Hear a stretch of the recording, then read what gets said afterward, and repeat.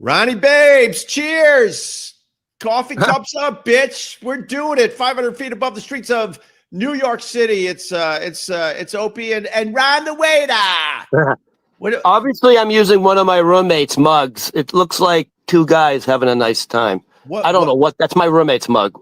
Yeah, but is that your roommate on your mug, or is it? What is that supposed to be? Do you even know? I think aren't those Hollywood actors? Yeah, but you don't even know what actors are. Is that Paul Rudd? It almost looks like Paul Rudd, who's in every single fucking movie I watch on the TV. Every time I want to watch a movie, it's Paul Rudd. Why? Good morning, everybody. Good morning, Nick. Good morning, Ted Palawada. Ron, I got to be honest. Right off the bat, I'm in a bad mood. Because the Giants lost? I know. I don't give a crap about the Giants, and we're going to get into the Giants in a second and that stupid field goal attempt. Oh, my God. But, no, I'm in a bad mood today. What is it today? People always go, oh, what is it today? Well, I do this for the live stream and the podcast. You know, I find stuff that is bothersome. I try to find stuff that is bothersome to all of us, and then I present it, and then you, as you're listening to this in your car, you're like, oh my God, I can relate to this. That's why I do it. And today I'm bothered because, Ronnie, I live in this building 500 feet above the streets of New York City. You know, it's a giant building. There's a huge staff, 40, 50 people, right? They're bringing your packages up. They're bringing your deliveries up. White glove service at the front door. They open the door for you. But I'm so embarrassed by that. I go in the side door and I go up the service elevator. That's the type of guy I am, Ron. And there it is in the lobby. It's the Christmas tree and the giant box to donate toys, which we do every year. I go through this house with literally unopened toys that I put in the box for somebody else. And then right there at the front desk is the pamphlet. Do you want to guess what the pamphlet is, Ron the waiter? One guess, the pamphlet that is driving me nuts today, like it does every year. The matcha dimes? The matcha dimes. No, it's not the matcha dimes. It's Christmas tip time, bitches. I was just going to say, dude, I hope you've been saving. Exactly. I know, I'm not joking. By the way, so I know people who are doormen because I used to work at Pete's Tavern, which is Gramercy Park. Yeah. Like the doorman. Yeah. They're making close to 100,000 almost in cash tips. What? For the Christmas season, right? They're making 70, 80, 50, 60,000 in cash from all, if you're the doorman of a building with 200 units in it, yeah, you're getting an envelope from 200 people. You have to. I mean, what are you going to not tip your doorman? Like you're going to be the only one?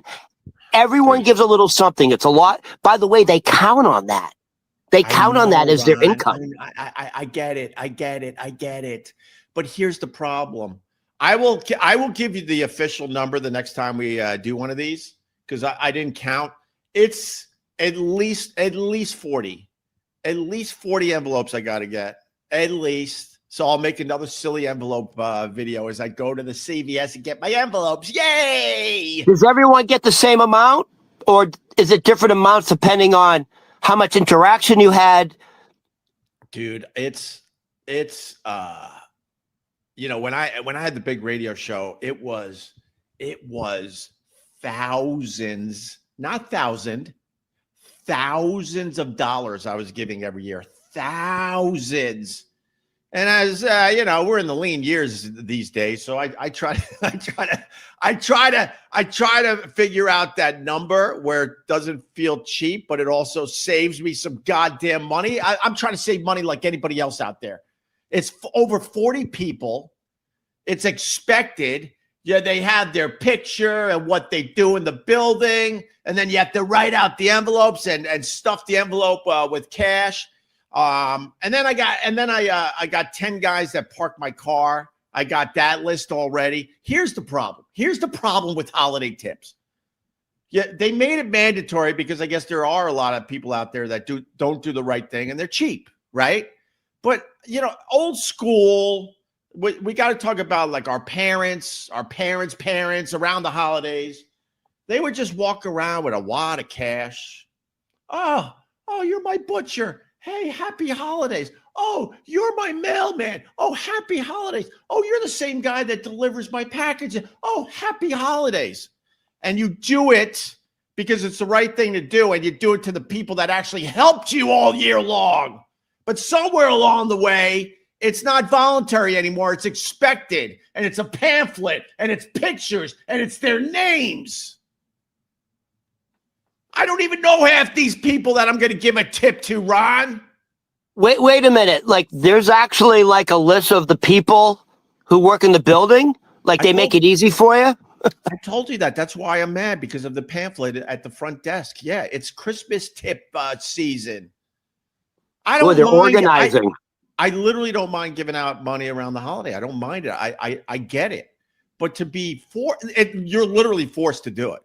And if you're not tipping, oh boy, if your packages aren't dented because they just open the elevator and throw it down the hall like a bowling ball. They pay attention. So you're almost held hostage to make sure you tip. It's crazy.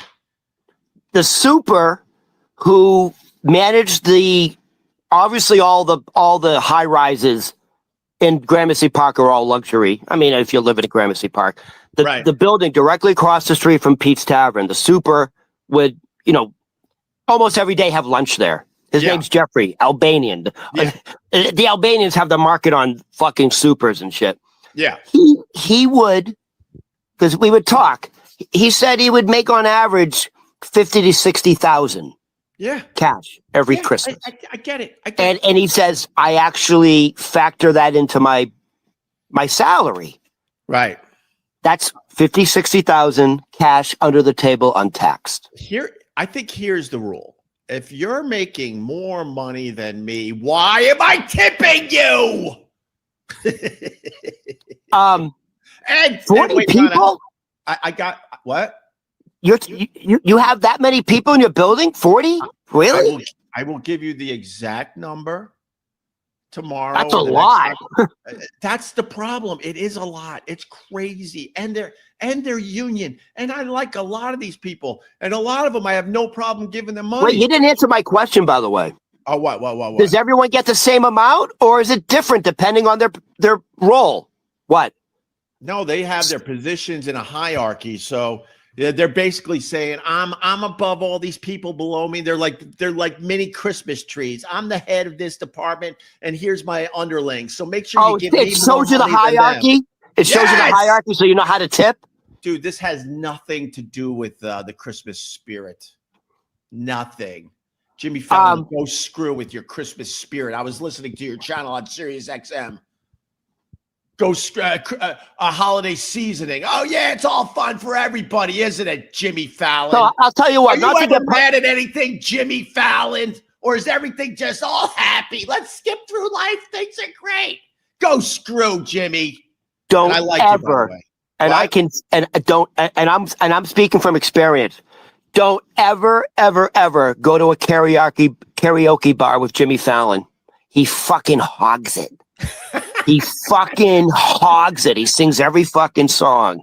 I've done it because there used to be a karaoke bar on 19th in Irving called Tracy J's. The owner was a former Knicks basketball player. Oh, really? Who was it? He was the college player of the year. Okay. I think for like North Carolina or Duke. Oh, Duke! He was the #1 college player coming out of Duke, and he was the #1 pick for the New York Knicks. Nice. Forget his name. He owned the bar. He owned a karaoke bar in Gramercy Park. And Jimmy Fallon lives in Gramercy Park. Yeah. And he hogs the karaoke. Oh, this Jimmy Fallon. He's just happy all the time. Guess who has the #1 holiday song in America right now? Actually, I think it's the #1 song in America right now. It's not even just a holiday song. Jimmy Fallon. He's got a song with the Jonas Brothers. It's the biggest hit in America right now. Oh, my that's God. probably because it's probably a song from they have a movie out now Right. where the Jonas Brothers are trying to get back home for the holidays. Wait a minute. That's called Trains, Planes, and Automobiles, you fuckers. You stole it. Well, they steal everything in Hollywood. Hold on, I still have a... Yeah, go ahead. Well, I have a question. I rant about Jimmy Fallon because then I was listening to Sirius XM. God, have they got boring? And there's Jimmy Fallon. Everything is great. Everything's happy. Let's play some Christmas songs and have Christmas memories. And then someone emailed him, "Hey Jimmy, what was your best Christmas gift?" Ron, what do you think Jimmy Fallon's best Christmas gift of all time was?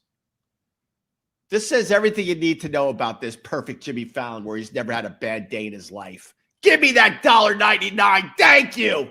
It's going right towards the Christmas tips, wherever you are. Thank you. What do you think Jimmy Fallon's best Christmas gift of all time was?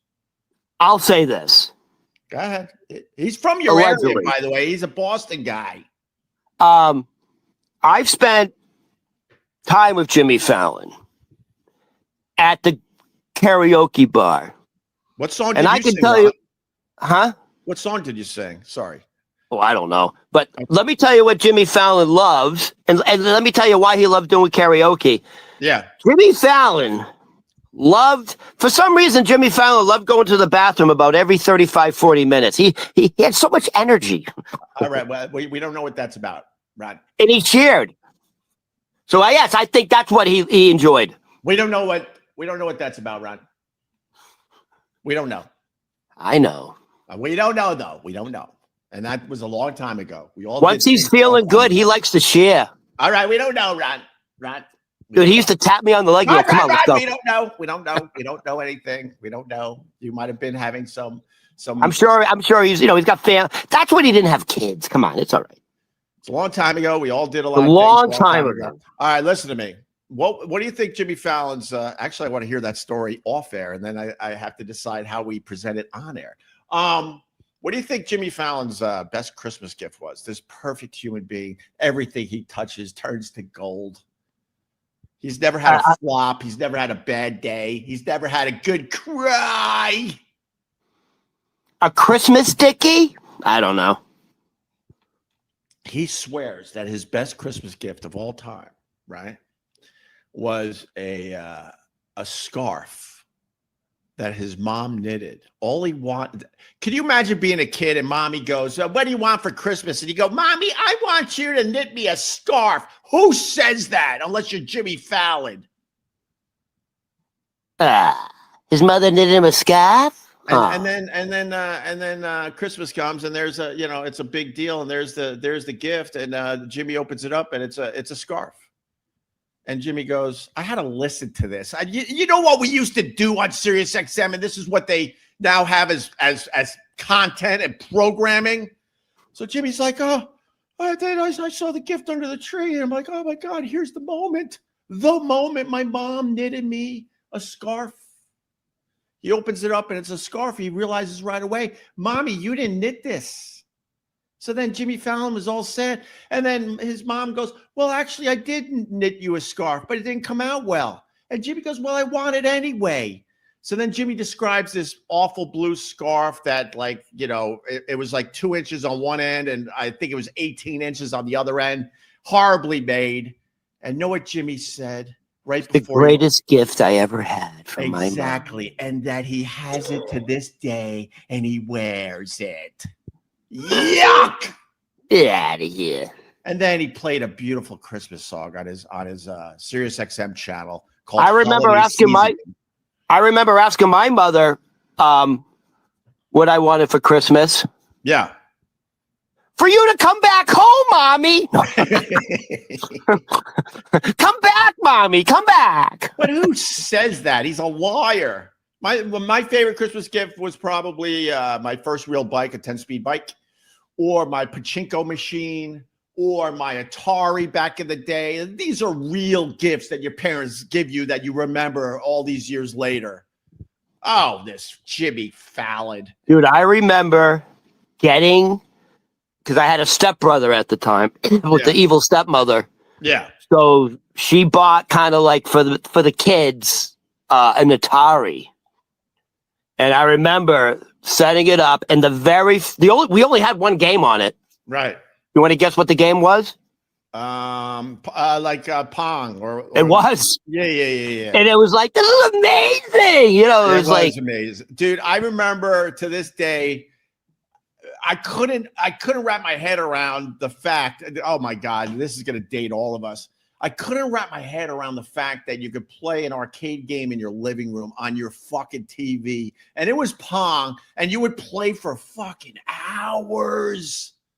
And now if you played Pong, you're good for what, 5 minutes, nostalgia, I guess. And then you're like, all right, enough of this. But did you have Atari? I had Atari, and I remember I got so hooked on Super Mario Brothers. Right. Like going to all the levels that I would just play for like almost like days. I think the problem with Atari was, though, they didn't have the rights to the actual games, so they had the knockoff versions of all the games you played in the arcade. Like instead of Pac-Man, I would love to know the list of the games now. But instead of Pac-Man, it was a little off because they didn't have the actual rights. What's the one thing that drove you nuts about Atari? Let's see if we got a match, and then we got to move on to other things. The one thing that drove me nuts about Atari is you would have to blow on the cartridge and then stick it in, and then it'd be fuzzy. Then you take it back out. Then you would blow into the hole, blow into the cartridge, wiggle it, cross your fingers, put the fucking, it looked like an 8-track tape. Yeah. You put it in and you pray that it would be a clear screen. Yes. That's my memory of Atari. I like that. Vince Scaramuzzo calling you out. Super Mario was Nintendo, Ron. So that was a little later on. There you go. Fair enough. Yeah. Fair enough. Okay, here's my match right here. This guy AYO3441-Z1T. How are you going to get subscribers on YouTube with a fucking handle like that? The joysticks. The joysticks would stick. The joysticks would break, and after a while, you had to become your own little engineer and take the whole thing apart and try to fix it yourself because they broke so much. Bravo to that guy. Bravo. All right, Ron. I see you got the Patriots shirt on. I wore this yesterday. Huh? I didn't want to wear it again because I wore it yesterday, but my God. Hello, Jesus Christ, 11-2, 10 in a row. The reigning MVP candidate is Drake May. The reigning coach of the year is Drabel. Robert Kraft is in his 80s, still getting handies at strip malls. Fucking God. Allegedly. By the way, God bless him. The guy still got spunk, and he's whatever. His son is really nice. His son was a big fan of Opie and Anthony when we were up there. Oh, really? Oh, big fan. What did they start back in the day? Soccer or something? I'm trying to remember it. And he was all in with us trying to help promote. So he's been on the show. Yeah, man. Does he look like him? Well, this is a million years ago, so he was a lot younger, but he was absolutely all in with Opie and Anthony. He would absolutely know who I was if he walked to this room. Dude, you should reach out to him. You should reach out to him, and we could talk about this fucking kick. Well, Ron, these stories are so long ago that it's maybe I don't even know what he would do. He probably would ignore. Opie, if you reach out to him and go, "Hey, man, fucking how you been? Blah blah blah." So excited about the Patriots. Yeah. So why don't you pop on? A couple things about your Patriots because I was a fan for a moment back in the day because I lived up there. But I'm not a fan anymore. I'm only a fan of the Bills. I got to speak for the rest of the people that love their football. After the Tom Brady run, we all were like, ha, you guys are going to suffer for at least a decade. And you guys have turned it around insanely quick. You got a real shot. I'm going to say it now. You got a real shot of fucking winning it all this year, which is crazy. Here's the thing. And this is why the Patriots were so successful for so long. Not only, but by the way, here's the ingredient for a dynasty. Yeah. You got to have a fucking Hall of Fame quarterback, and you got to have a Hall of Fame coach. Yep. They had it with Tom Brady and Bill Belichick. Yep. Well, guess what? It looks like they got it again. It looks like they have another Hall of Fame quarterback, and it looks like they have another Hall of Fame coach. It's insane. And they're young again. It's like they've gone back in time. Dude, Drake May looks like Tom Brady as a rookie. Pudgy, carrying pizza boxes under his arm. Except Drake May. He's got that thing. He's got the dimple. Right. What was I going to say? Oh, and we talked about it yesterday. Drake's May first 25 games with the Pats compared to Tom Brady's. Right. Drake May is better in every category. No, Ron. My point, though, that's all good, well and good, but the Patriots were able to How long was the rebuild? Because I wasn't paying attention. A couple of years, really? They were only bad for like 2 years. And the Jets, another stinker. Like the Jets are literally stuck in, I would call it quicksand. They have no hope, and the Patriots lose Belichick and Brady and Gronk and all these other guys that made that team amazing. And within a couple of years, they rebuilt, and they're right back there. They got a real shot of going all the way. It's crazy. The reaction, and this is true, the reaction of New Yorkers, because they know I'm a Pats fan and I'm from Boston. Right. It's pure disgust. They're so upset that the Pats are back. It's amazing. Because for 20 years, the Patriots dominated the Jets. Yeah. And I think New Yorkers are in a state of shock. Yeah. The Jets have already been eliminated from the playoffs. The Giants have already been eliminated. They've been eliminated for it could decades. Be 5 weeks. Yeah, they've been eliminated decades. I want to say Joe Namath is turning over in his grave, but I think he's still alive. He's whatever. All right, listen, I want to get to the kick from last night because oh my God, I think we're looking at the worst field goal attempt ever. I think ever. So everyone is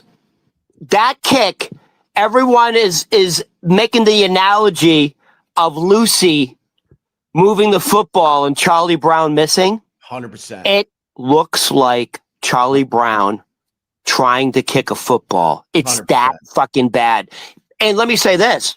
Yeah. It's the Giants version of the Jets butt fumble. It's that. 100%. By the way, it's a meme.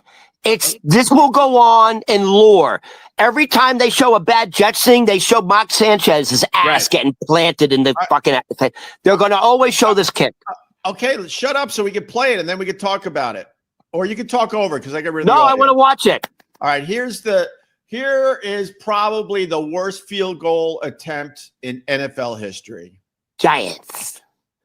All right, he's lining up, but, and all of a sudden, and looks good. Look at he slipped a little, and he pretty much broke his right foot. What the fuck? Like, how are you a professional athlete? Look at him. Are you look at him? Poor Giants. Doink. Oh, he doinked. Doink. Oh my God. Doink. His toes got to hurt today, man. He missed. Watch. He misses the football by a few feet. Easily. He missed it by, I would say, 2 feet. Yeah. I mean, they're trying to blame the holder because the ball kind of tilted and wobbled slightly. But this guy, what? So here's the problem. If you watch it, his planting foot goes in front of the football. Look. Right. That's the issue. His planting foot should have been in front of the football. Idiot. You know, that sums up not only the Giants season, it sums up New York sports in general. Right there. That is New York sports. Oh my God. Isn't that amazing? That is absolutely the worst field goal attempt ever. Ever. Does this guy this is a serious question. Yeah. Does he get cut? No, because they can't really find kickers. They can. There's a million kickers on the sideline, believe me. I think that's the least of their problems. And they'll probably look at that as like it was an anomaly. That's what they're gonna think. You got to do that a few times for them to go, "Oh God, you stink! Get out of here." Hey, if that was Bill Parcells, the guy would have been cut. Bill Parcells don't fuck around. Or Belichick. What's his name from the Dallas Cowboys? How about them Cowboys? How about them Cowboys? I'm working on my impressions. Who's that? How about them Cowboys? Jimmy Johnson. Jimmy Johnson. By the way, Jimmy Johnson and Bill Belichick are like best friends. They're fishing buddies. No one was tougher than Jimmy Johnson. Like I said, I went through the Dallas Cowboys documentary. I think it's on Netflix. It was amazing. Absolutely amazing. I loved every second of this stupid documentary. And I'm not a Cowboys fan at all, but they had a hell of a run in the 90s. And Jimmy Johnson famously, a kid had asthma on the practice field. And they basically Jimmy Johnson said, move his body and you're cut. He cut the guy for having asthma. That's what you get. Right on the spot, though. He doesn't even show any empathy. Like, oh, this poor guy. This has been his dream to be in the NFL and play with the Dallas Cowboys. He's having a tough day. I can't have this on my team. So let's get him off the field. Let's get him some water. Let's calm him down. And then I'll have a little discussion with him maybe on Monday. No, immediately he said, you're cut. Yeah, that's why he won. Asthma. Hold on. Did he win 2 championships with the Cowboys? He won 2, right? I think he won 2 back to back. He did back to back. All right. And then let me think, Ron. I'm answering your question. I think he won 2 in a row. And then the beauty of the 2 in a row, he couldn't go for 3 in a row because Jerry Jones goes, you're fired. Jimmy Jones sabotaged his own team. Jones. Yeah. Jerry Jones has to be forefront, the front and center of everything. Jimmy Johnson was getting too big. Yeah. And he was butting heads with the owner of the Cowboys. Yeah. So he fired him. Yeah, he fired him. Dude, you had a couple more. Jimmy Johnson set that team up so well that the fucking guy from Oklahoma, Swisher, came in and won another championship with Jimmy Johnson's team. Yeah, but he was a very good coach as well. I mean, Jerry Jones kind of lucked out that the replacement was although him and Switcher, right? Yeah. But he didn't get along with what's his name? The quarterback of the Cowboys back then. Oh my God! Oh my God! Aikman? Troy Aikman. Thank you, Ron. It's too early for me, and I'm still in mourning, so you got to grade on a curve. All right. What else is going on, Ronnie Ron? Well, you said you're a little out of it. You want to talk about it or no? I mean, I'm just very, very surprised at how my mom's passing has just crushed me because, I set up boundaries years ago. A lot of people, when you ignore the haters and you talk to the real people, they understand some of this stuff I talk about. It's really hard to have to set up a dramatic boundary with someone so close in your family, whether it's a brother, a sister, your mom, your dad. And I had to do that with my mom. And so like 7 years ago, I pretty much the last time I talked to her, I knew I would never talk to her again. I just knew I had to do this, which is crazy. And unless you're in it, you don't get it. So at that point, I kind of mourned, the passing of my mom. And 7 years later, she dies, and I'm just devastated. And I think it's kicking up so much shit that I was able to. Let me chime in for a second, because I'm Jewish and I'm essentially a doctor, psychiatrist, CPA, movie producer, right. Build lasers in space. I do it all. I'm Jewish. In charge of the media. So this is what Dr. Berman is. According to Theo Von, you guys control the media. I got fucking right. We do. We got to fucking right. We do. We got to play that. This is Dr. Berman's diagnosis of Greg Hughes. Yeah. You intellectually tried to say, I've mourned my mother. She's done. I've moved on. What really happened is you suppressed all those Oh feelings. God, I hope not, because I'm working on all You that suppressed. shit, Ron. You I'm working just on all kept it that. down, and you kept trying to say to yourself intellectually, "I accept it. It's all good. I've already accepted that she has passed on." Right. And the truth is, you haven't moved on. What you did is you tried to be very clever with yourself, and you suppressed everything, saying, "No, I have moved on." Now everything is bubbling to the surface. And what I'm happy about for you is that you're able to recognize it, and you're gonna go, "You're 5 feet up, don't jump." And you're gonna talk it out. You're gonna talk it out. Now, what feelings are coming up? Sadness, happiness, mad, angry, love, hate, all of them. The stages of grief. Well, no, I'm allowing, I think what's important, Vincent Scaramuzzo, Jesus Christ, Ron is actually making a lot of sense. Yikes. You gotta, Ron is not a stupid man there, Vincent. You gotta wake up. You know, Ron is a pretty pain in the ass, but he's a smart man. He's well read, this Ron the waiter. I'm smart enough to know that you got to go with the emotions you're feeling. You can't let go. Oh, no, I'm not going to let that emotion in. You can't do that. You know, that's very important. And I'm gonna talk to my therapist later today just to kind of, you know, go through some of this shit. Oh, the Jewish woman from Long Island? The sexy one, the sexy redhead. Hold on. Did you pick your therapist because she was hot? No. It started because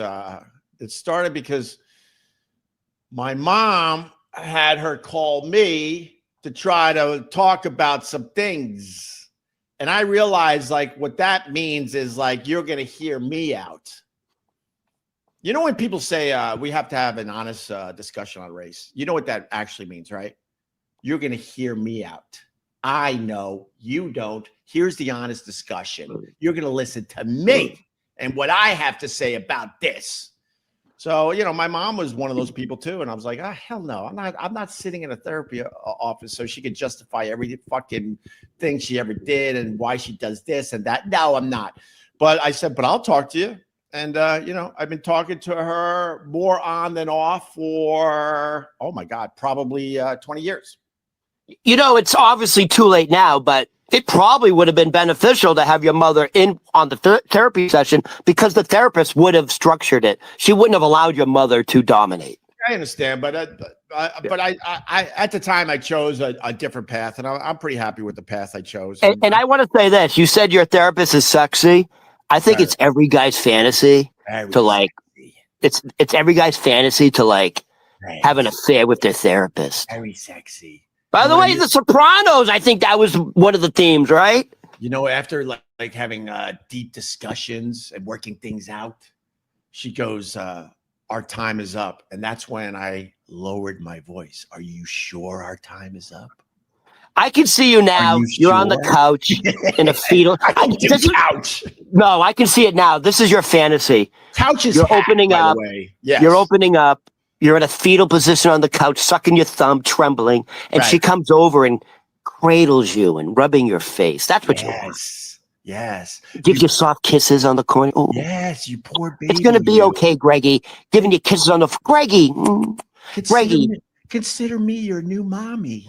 Greggy, I'm your mommy now. I'm the captain now. Greggy, your mommy. Milk?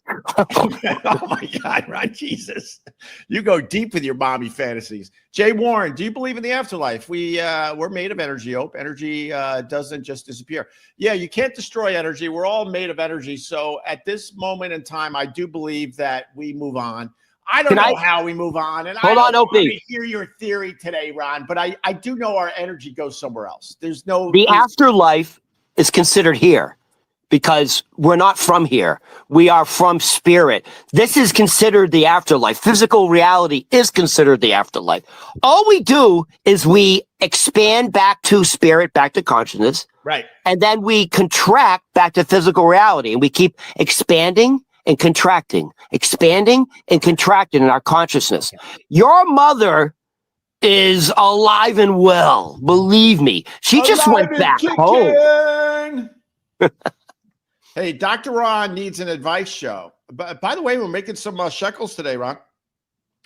Because we're talking about important stuff that everybody can relate to. I'm hoping to make enough money to pay one out of the 40 plus Christmas tips this holiday season. If I could pay for one today, that'd be amazing. All right, Ron, I don't want to talk about that. I mean, well, I'll talk about it more, but I want to move on to other things because you. Wait, one question. Yes. 40 people, you got to pay like what number are we talking? Like for all 40? I mean, I don't get at this point for real. For 40 people, it's gonna be in the thousands. Yes. When I was making money, and this stupid Club Soda Kenny, who was my driver and he was my main security guy, overall, he did right by me and my family. He would help me with the Christmas tips, and then I would give him he goes, GH, you're doing too well in your career. You got to give even more this year, GH. I was giving some of them were getting $200. $200. That's what the super should get. And then it would drop down for, oh, no, know what I did with the super? I'm not even going to lie to you. I've had some issues in this apartment. He's like, that's your problem, not ours. I'm like, what are you talking about? Yeah, we had a steam pipe during the shutdown. We were out of this apartment for over a year, like everybody else. I was lucky enough to go somewhere else. Oh, I see. Yeah. Came back and we had some severe damage in my apartment. And I turned off everything in this apartment. There was nothing plugged in. The heat, everything was completely off for a year. Yeah. And I come back to this disaster because the steam pipe for the building that goes through every apartment burst in my apartment. So I went to the guy. Everything's warped and fucked up. It's thousands of dollars worth of damage, right? And I go to him like, yo, we have nothing to do with this. We could prove we didn't have anything turned on. He goes, I don't know what to tell you. It's your problem, not the building. And I pay $6,000 in maintenance charges just to live here. That's not my mortgage. That's not my city taxes. It's another thing you got to do. And I'm thinking $6,000 a month, and you're trying to tell me this is my issue, right? So guess what? I'm making that money back slowly but surely, bitch, every year. I'm taking a little off his Christmas tip every year. Oh, you give him something. That's what I do now. That's what I do. You'll show him, Opie. Well, I mean, this is the stuff when you talk about, people are like, you're a fucking monster. But you know what? I like talking about this stuff because we all think it and we all do some of this shit. So when do you give it out? Like a week, like the last week? When do you give it out? Before Christmas? Dude, it annoys me so much. This annoys me so much. And like I said, I want to stress, it's not about actually, giving Christmas tips to people that you're like, oh yeah, that guy's awesome. And that guy, being forced to do this every year, it drives me insane and it drives me crazy. So right after Christmas, we leave for 2 or 3 weeks because the kids have off. That as I'm packing my car, I take the envelopes and I carefully put it in the slot. And I put a fake smile on my face. Happy holidays, everybody. And then I leave and jump in my car, and then I just grab my steering wheel as hard as I can.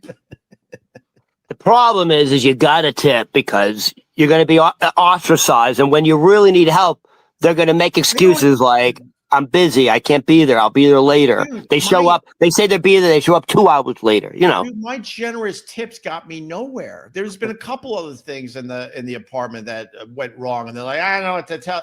How about this one? My lock was broken. Yeah, you got to call a locksmith. We have nothing to do. What do you mean you have nothing to do with it? It's the lock for the fucking my front door. Like you don't even. No, that's the super's responsibility, dude. Don't even do that. So the locksmith, just to walk in our apartment, is hundreds of dollars because everything is ridiculously expensive in this city. It's $100 just to show up.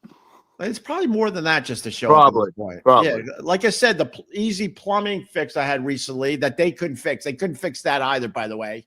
That cost $400 or $500. And even the plumber's like, this is a very easy fix. They should have been able to do this.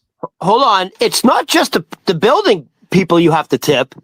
I mean, if you're getting like your morning coffee from the same guy every day, you gotta, hey, happy holidays. God, don't get confused. I have no problem doing that with the people. Yeah. I'm like, oh my God, this guy's awesome. He's been taking care of me all year. Yeah. I got guys in the garage that help me out every morning because I drive the kids to school most days. They're going to be well taken care of. I don't mind doing that. It's the pamphlet. It's the fucking pamphlet with all the names. Guidelines. Right. The guidelines. They're telling you what to pay and when to pay and how much to pay per person. They've organized. Bro, I just made $20. This will take care of one Christmas tip. My goal was to take care of one Christmas tip today, and I got it. Thanks for making me laugh all these years since you were on 94. Okay, so some people are getting a 20. Some people are getting more than 20, depending on their position. Yeah. Some will, and I'm not gonna lie to you, some will get less than 20. Yeah, the kid doesn't do as well as he used to. Yeah, some will get less than 20, but a lot will get around the 20 if you need to know the truth. Do people give them cards like thank you so much, blah blah blah? Oh, they just but no money. You got to give money, right? Well, I mean, I'm friends with a lot of the guys that work at this building, to be honest, because I've been here so long, and they're like, oh God, some people don't tip at all, and I'm like, huh. That seems like a fun, that'd be a couple thou in my pocket that I wouldn't mind having. Do they say who doesn't tip or no? No. And then, they get a card, but they rip through the card just to find the cash. It's a money grab. It has nothing to do with the holiday season. Jesus. Yeah. I'll say it one more time. Doormen, supers, maintenance in high-rise buildings. Right. Factor in Christmas as part of their annual salary. It's a given. I get it. But they're also union. You can count on average, about $20,000 to $30,000 in your pocket if you work in a high rise in New York City. All right. That's average. All right. But anyway, Ron, I mean, there's this kind of like there's about 50 floors in this building. Some of us have a bigger space than others, but there's Opie. You know what's funny? There has to be 300 residents in this building. Opie. Has to be. You know what's funny? What you're going through, you know how they put that pamphlet up and it upsets you? Yeah. It's kind of similar to Oxford's 2025 word of the year. Do you know what it is? What is it? You want to take a guess? 6, 7. No. So Oxford's word of the year. Airball. No. It's kind of what you're talking about. Airball. There's a new definition of airball. When you fuck up something or fuck up a joke, my kid will just look at me and go, airball. Right. So Oxford. Can I tell Joe to go screw? Hey, Joe, go screw. A $20 tip is insulting you, effing cheap F. Yeah, go screw. How about you grab a few $1,000s and just hand it out to fucking strangers on the street? Because that's what we do. You're garbage, Joe. Hate these people that don't get it. Excuse me. This couldn't be any more perfect. What Joe just said to you is exactly the word of the year from Oxford's. Was he Oxford's word of the year? Was he trying to get under my skin? You want the word? He did. Yes. And guess what he did? Yeah. The word of the year from the Oxford Dictionary for 2025 is rage bait. That's 2 words. It's one word. Rage bait is one word. No, that's 2 words. Rage. That's one word. And by the way, that's what that guy Joe. The guy Joe got you. He rage baited you. It's the dumbest thing that's going on the internet. I get it here in the chat. They just say stupid shit that is not even close to true because they're trying to rage bait. I already understand rage baiting. Joe just did it. $20 for cheap fuck. Yeah. You got me with some rage bait, Joe. Congratulations. Joey. I should list all this stuff, Ron. It would be fun. Not today, though, because I got to start wrapping up and I want to take time with this. I should list all the shit that these idiots have rage baited me with. All the made up shit from the past year. It's amazing. Amazing. I know there's several sources. They come at you hard, Opie. Hard. But you want people coming at you hard because that means you're still relevant. Yeah, of course I'm relevant. We're talking to 28 people today. Of course I'm relevant. Ron, what else you got, brother? Well, let's keep it light. This has been a fun Let's keep it light. Let's keep it light. Even the therapy thing you did with me was fun and light because we got all right here. We'll end with this. Yeah. We'll end with this. So a French company A French, a French inventor created a company. He created, it's called Pilule Pet. He invented a fart pill. It's so stupid. Only the French with all that stinky cheese. So this is the genesis of this. He's a scientist. He's an inventor. Yeah. And he had a dinner party. Yeah. And the flatulence was so bad that people were suffocating. I don't know what the fuck they were eating. Probably escargot. That's stinky. Dude, I want to stop you for a second because I think this is worth talking about. What country you think has the worst farts? And I'm going to tell you right now, France is way up there with all that fucking cheese and the snails. Yeah. Their farts have got to be horrendous. Do you think there's a country that has worse farts? And it's not the Middle East, believe it or not. Oh, I was going to say the Middle East with all that fucking baba ganoush. No, they have a lot of chicken dishes and stuff. I think the Middle East is safe as far as I think France is worse than the Middle East as far as farts go. India's coming in. Oh, some good, hot, spicy Indian food where you wake up the next morning and you just hear the air. Opie, I want to say this. Ron, this fart is the best. That's the fart you get when you come out of prison because there's no more puckering. Oh my God. It's called the skunk fart. This guy knows. Oh. Right. Yeah, skunk fart. Mexico. What was I going to say? Wait, Mexico with the worst farts? Come on, let's go through the countries real fast. Canada, no. America, no. Mexico's, France is definitely brutal. Honestly, I'm going to have to go with Germany. You ever had fucking sausage and sauerkraut? Ooh. Oh. Sausage and sauerkraut's deadly. Ooh, the sauerkraut could get things a bubbling. They could get things a bubbling. What about, you got to go with one of these fish countries, the raw fish countries. So what's some of your raw fish countries? Japan, China. My favorite. So there's a major difference between Japanese girls and Indian girls. And this is true. And by the way, if you don't believe me, try for yourself. All right. Japanese girls, if you go below the border. Careful. Okay. Japanese girls, if you go below the border, It's very gamey. It's very gamey because you are what you eat. You eat raw fish, you're going to fucking secrete the smell of raw fish. It's gamey. Sweet and sour. Now, let's go to the other side. India. Indian women. Do you know why? It's sweet because all the spices. It's all the spices. Indian girls down below, very nice, enjoyable, sweet. The spices, the turmeric, the curry. It's nice. They don't believe Japanese girls, it's like low tide in August. Fishy. The Indian girls don't believe in raises. Right? Yeah. Dude, I was with an Indian girl, looked like she had a Harlem Globetrotter fucking afro. Big. She had a pick in it. She was fluffing it up for me. I gotta get my brother Brett back on these things. I'm not even joking. When he gets going telling his stories, he's one of the funniest people I've ever known in my life, and he's literally my brother. When he gets going, he's funnier than a shit ton of people that did the Opie and Anthony show. But he never fully committed and pushed into this arena because he's busy trying to make a living with the restaurant business. But he has a tar and feather story that you'll beg him to stop. You'll beg him to stop. That's all I'll say for now. It's a little tease. Maybe I could get him on here. But now I gave him the pressure of telling the story properly. But all right. So there's a pill that takes care of you. Okay, so getting back to the story, the genesis of the invention is they had a dinner party.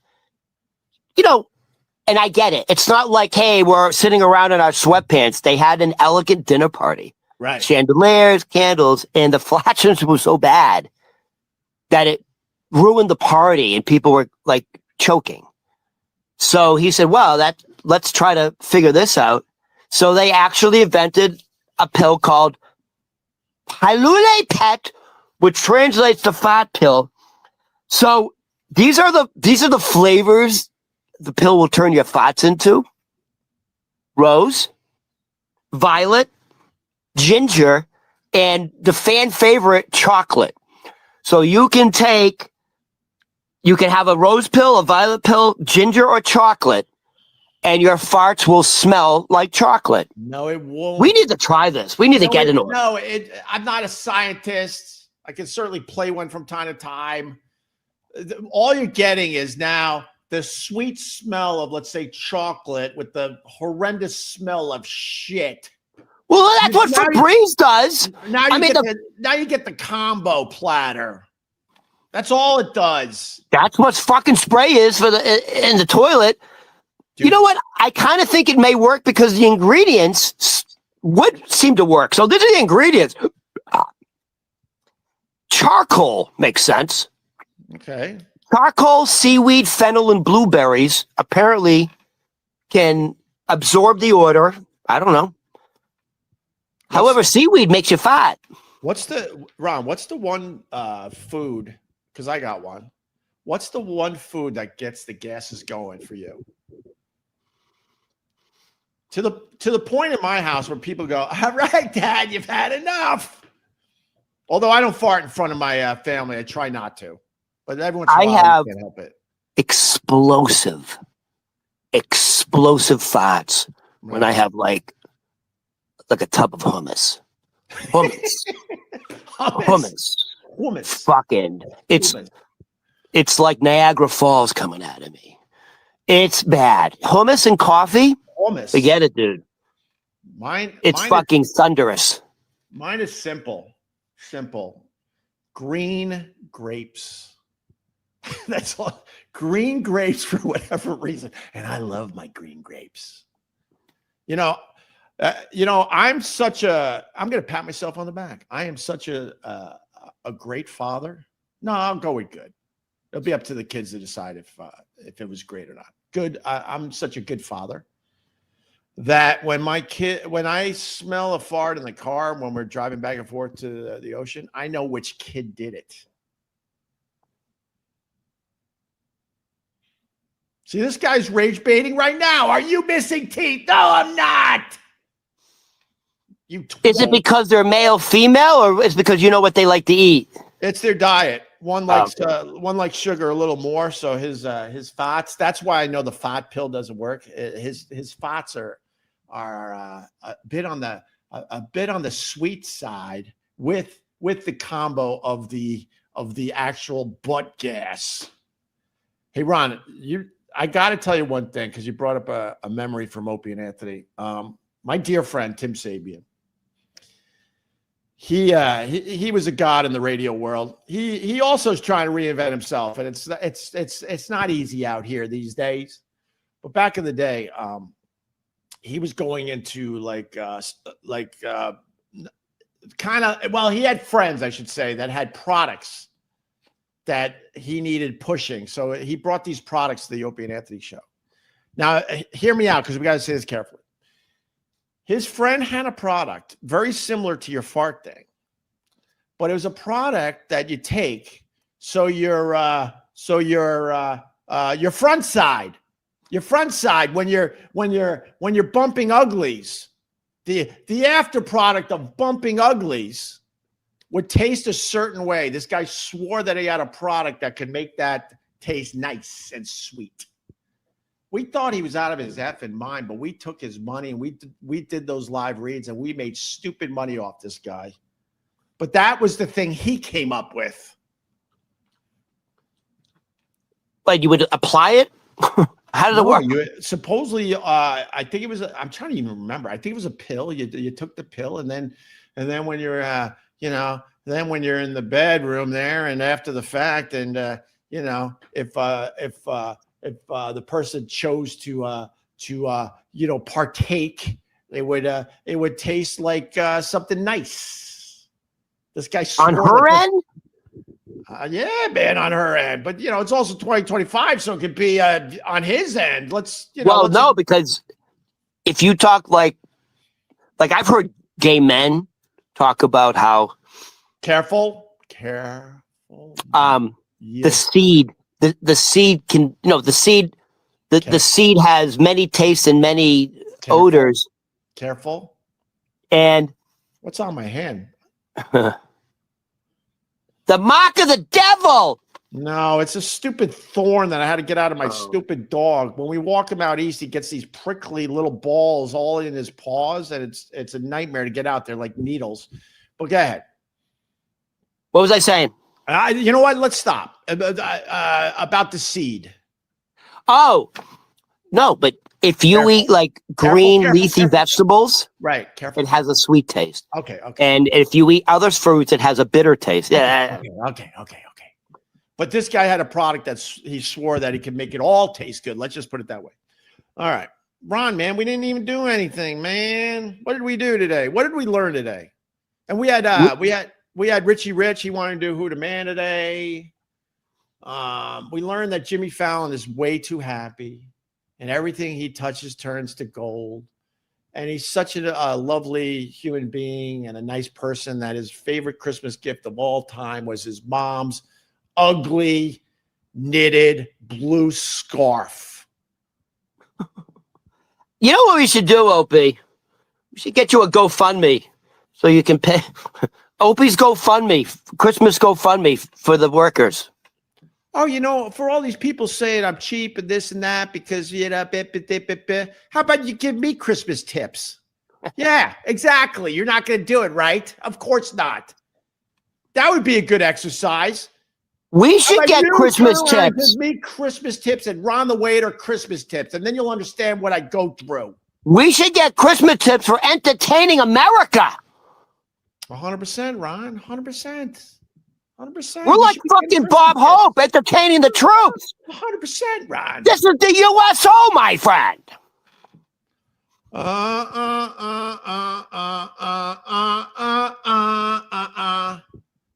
Do you know the story? Are you ready for the nor'easter? Yeah, I guess. They're already closing schools upstate. Well, we're gonna get a lot of snow north and west of the city today. The city's gonna get a lot of rain. It looks like Boston, Concord, New Hampshire they're predicted to get a foot of snow. Right. We're just getting rain. I know. I said that. I would love to have a nice, wonderful snowstorm. I love snowstorms. This Opie, 20 years ago, this would be a major snowstorm. It's just not. Yeah, it's just not cold enough anymore. It's just not cold enough anymore. How many super chats does Opie get? Well, we don't really push the super chats like other live streamers. With that said, some dude gave us $20 today, and you know the diner's on me, Ron. Come on over. Let's go eat at the diner. The meal's on me, Ron. We made $20. Olympia. Sure. Olympia Diner is nice. No, we probably made. We might have made $30 today. That's it. All right. I mean, we don't push for super chats. You know, if people want to do that, you know, trust me, it's appreciated. But we try not to push, and I try not to rely on the chat as much because there's just a bunch of just haters in there, like just fucking, as you say, rage baiting. So I don't pay attention to the chat as much as I used to. But Oxford's word of the year.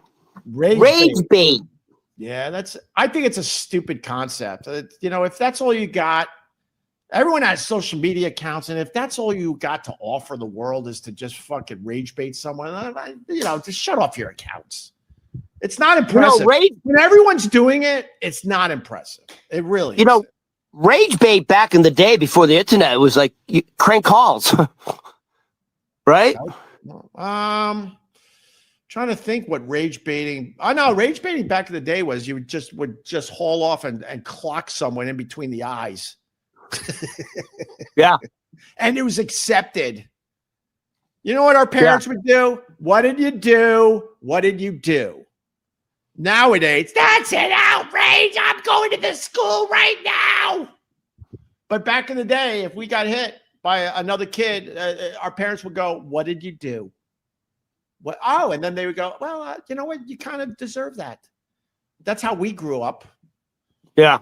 But now these guys, they can hide behind their keyboards with fake names and rage bait you all day long, which I say is not impressive because everyone could do it. All right, Ron. I think that's it for today because I got to go. All right. Just quickly. Are you meeting with your sexy therapist today? I believe so. Either today or tomorrow. Maybe today's the day it actually happened. She coddles you. She No. caresses you. It'll be a phone call because she's You don't do in person? Well, maybe we could Zoom.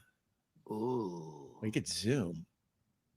If you're going to Zoom with your therapist and she's sexy, I know for a fact you're fixing your hair. You want to have a nice shirt on. Well, you want to, know what I mean? It's like you're getting ready for a show. I want to look good for my therapist. You want to look nice. Maybe she'll fall in love with me. You want to look nice. I'm your new mommy now. Have you ever? Come on, you're a man. You fantasize. No. I mean, dude, if you want me to say it, you're not going to get in trouble with your wife. Just she's fine. Cool as fuck. She would laugh at it. But my point is, I try to keep it real. Like it's more. The mom thing is more fun than not. The reality is, no, of course not. Oh, but she is sexy. She is sexy. Yeah, sexy. Sexy therapist. Sexy therapist. Now I'm thinking Lorraine Bracco in The Sopranos. Why do you feel that way? I hated her in The Sopranos. What is her name? Doctor what? Doctor Who Gives a Shit. Doctor Who Gives a Shit. My tummy. I got weird feelings in my tummy. It was the worst part of Sopranos. Him sitting in that stupid. Why did you do that? Shut up. Get back to the clocking of heads. Oh, get back to the blood and the gore and throwing people in swimming pools and shooting them in the back of the head and dumping them in the fucking woods. Why do you do it? Oh, great. Fast forward. Probably, I would have to say, in my opinion, the best show ever on television. It's one of those shows where you could binge watch the entire day and not get fucking bored. There's a better show than The Sopranos that was on HBO. Absolutely. There was a better show than The Sopranos that was on HBO. The Wire? Yes. Go. That was us. And you know what? We could argue this. Hot take coming in. Thank you. Yeah. We could argue this, obviously, but that show is right up there with that was intense. Oh my God. All right, Ron. Just quickly, The Wire, before The Wire, the show that kind of really was like, whoa, is this really on network television? It's so edgy, was NYPD Blue. Remember when that first came out? I was like, whoa. Yeah. But I bet you if you go back and watch that, it feels dated now that all these shows that are more gritty and more realistic. I bet you shows like that kind of look a bit. It would look sanitized now. I think Arliss. Arliss is the greatest HBO show. I pray you're making fun, Werewolf. Arliss, Jesus, Arliss. Jesus, that's out of left field. Remember Arliss? That was Robert Wall. I hated Robert Wall. I never liked anything he did. I never liked Robert Wall. All right, Ron, we got to go. All right, everybody. I got to get. All right, get ready for the snowstorm. Oh yeah. We got a nor'easter. Little nor'easter coming our way. If you missed any of this, we make some shekels if you download these episodes off the Opie Radio podcast feed. Okay. Even if you watch the whole thing, just it'll be up there in a little while. Download it and just push play and walk away. I don't care. Just get it playing. You're not the only one that had your mother. You have brothers and sisters. Are they also struggling? Are they also in therapy because of this? Because of your mother? Well, are you the only one? I don't know. I mean, I don't know. It's pretty personal, obviously. I know a few of them have dipped into therapy, and I think in general, broad strokes, what I'm feeling, they're feeling in general. Have you all gotten together since your mother passed away? Nah, we're group texting a little bit, But in general, I think we're all feeling the same shit, and we all made the same very tough decision. I wasn't the only one, man. By the end, everyone had their borders up, their boundaries. So what happens now? the cremated? What do? You have a funeral? You bury her? What happens? Yeah, I think she's probably already in the ground. What do you mean? You think? I'm telling you, dude, it's as bad as it gets. I think she's in the ground. I don't know. Isn't that up to the family? Yeah. Oh, so what? Like, oh, so you don't deal with it? None of us are dealing with it in a way. Yeah, but isn't it the family's decision to cremate her or bury her? We made a decision, cremation and burial. I know exactly where she's going to be, and I'll definitely go there, and that'll be that. Bro. Okay, so you didn't have like everyone at the fucking cemetery. She's in the ground. There's a priest. No, it was as bad as it gets. Okay. It's sad, Ron. It's a very sad fucking story. All right, I got to go, though, for real. I'm not trying to blow you off. We could talk about this on the next one, all right? All right, everybody. Have a good day. That's my friend, Ron the Waiter. He's Ron Berman Comedy on all the socials. He would appreciate if a few of you would start following him. Look at his dreamy eyes. They're dreamy. Hi, everybody. Follow me. Follow me to my basement. I got a brand new bed, by the way. Congratulations. Did you finally set? Oh, you did set up the bed. I saw your your picture. You were going with the Burt Reynolds pose. I was trying to recreate the Donald Trump pose in the bathrobe. You remember that? You see that picture? Yeah, I've seen that. Oh, that's where that was from. Okay. All right. So I was trying to replicate the Donald Trump pose in bed. And if you look closely, my roommate pointed this out. The pillowcases behind him are little strawberry shortcakes. It's a girl's bed. He's on a girl's bed because the bed sheets and the pillowcases are little strawberry shortcakes. He's on a girl's bed, dude. He might have just took the picture in his daughter's room or something. I could defend him a little bit. That's his daughter's room, dude. That's not his daughter's room. All right. Trump's got a big announcement today, too. Oh, God. What is he doing now? That's how we end. What is he doing now? Yes. By the way, I got some inside info. I know what he's going to say. What? Venezuela is now the 53rd state. Oh, Jesus. Yeah, well, I think we're going in hard with Venezuela. We are going in, dude. It's a distraction. We're going in. Of course it's a distraction. I'm praying that he announces the alien thing. That would rule. And by the way, what's going on with the Epstein files? They passed the law to release the files, and now we don't hear shit. No, it's because probably the people that really want it released read the files and went, "Oh, fuck, this would pretty much end the world. All right, we got to bury it for another 20 years." Why do you think Marjorie Taylor Greene resigned? She saw what's in the files. Right. Her champion, Donald Trump, is front and center, dude. That was her champion, and then he called her a traitor. Right. What are you gonna do? At least he didn't call her a little piggy. What are you gonna do? All right, I gotta go. And I'll say this before I go. There's something kind of hot.